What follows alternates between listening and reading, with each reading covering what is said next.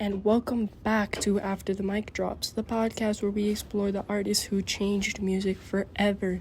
Today we're going to be going into Kurt Cobain, lead singer of Nirvana. Okay, we're going to be talking about his life, his art, and the voice of a generation that was raw and had a troubled soul that left a mark on the world and still echoes today. Kurt Cobain was born on February 20th of 1967 in Washington. His parents divorced when he was just 9 and split and left him feeling unwanted and displaced. He was in between different relatives' homes, often feeling like he didn't belong anywhere. His music became almost like an escape.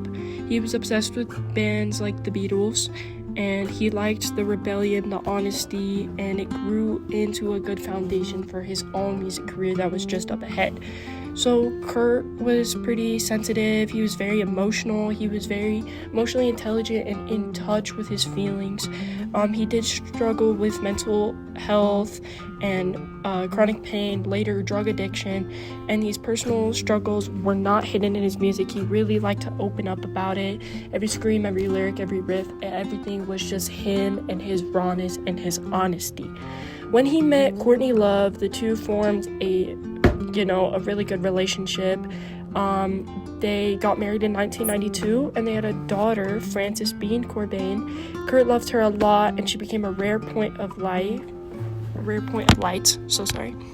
The turning point came in 1991 when they released Nevermind and Smells Like Teen Spirit, a very popular big song. It wasn't really necessarily like a hit, it was an anthem. Everybody knows it. I know you've most likely heard it. It's a very beautiful song. But Nirvana was everywhere. They played in like basement clubs, and he just had a really good voice. He never really wanted the spotlight. He didn't really like labels. He just wanted to make music, not really carry the cultural movement that his music brought. But his songwriting blended into punk's aggression, kind of with a pop melody. Songs like Come As You Are, Lithium, and Heart-Shaped Box captured contradictions, vulnerably wrapped in rage. Beautiful, wrapped in noise, you know what I'm saying? But he showed the world that you could be messy, flawed, and broken and still create something beautiful. Without Kurt Cobain, the mainstream might have not embraced the grudge or raw honesty that shaped alternative rock. But you can hear his influences in certain bands because he was just such a big hit. But behind his success, he was battling a heroin addiction and depression, and he was just like so under pressure with the fame. But on April 5th of 1994, Kurt Cobain died of suicide at the age of 27. His death was a shock, but his music is still there. But people have theories that allegedly Courtney Love killed him. We don't know if this is true or not.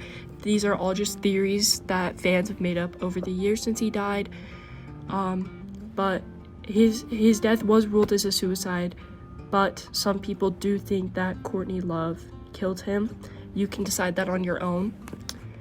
But, his songs are still here today. You can still listen to Nirvana. He was such a big influence on the rock culture, and without him, music would probably not, emo music at least, like the grunge kind of alternative, it would not look the same without Kurt Cobain.